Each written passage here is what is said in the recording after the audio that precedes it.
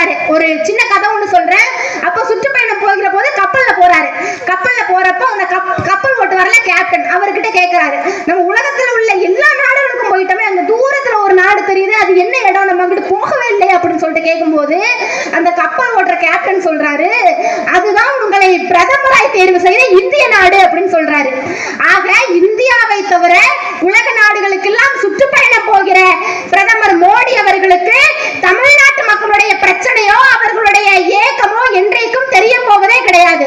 ஆனால் நம்மளுடைய தலைவர் தளபதியார் அவர்கள் தொகுதிகள் தோறும் உங்கள் தொகுதியில் நான் முதல்வன் என்ற திட்டத்தை உருவாக்கி மக்களிடம் நேரடியாக பிரச்சனைகளை கேட்டு அவர்களுக்கான தீர்வுகளை செய்து கொண்டிருக்கிறார் நம்ம தலைவர் தளபதியார் அவர்கள்.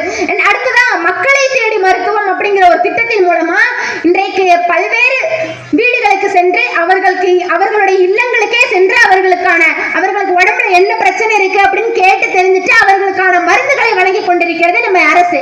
அடுத்ததான் அதை தொடர்ந்து முதல்வரின் மருந்தகம் அப்படிங்கிற திட்டத்தின் மூலமா இன்னைக்கு தமிழ்நாடு முழுக்க மருந்தகங்களை உருவாக்கி ஒரு தரமான மருந்தை வழங்கி கொண்டிருக்கிறது இந்த திராவிட மாடல் அரசு.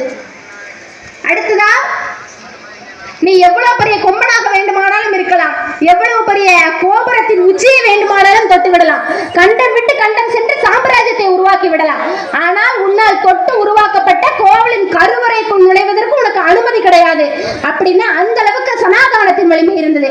அப்படி இருந்த சனாதானத்தை ஒரே ஒரு திட்டத்தின் மூலமா அனைத்து சாதியினரும் அர்ச்சகராகலாம் என்ற திட்டத்தின் மூலமா இன்றைக்கு அனைத்து சாதியினரும் அர்ச்சகராக்கிய தலைவர்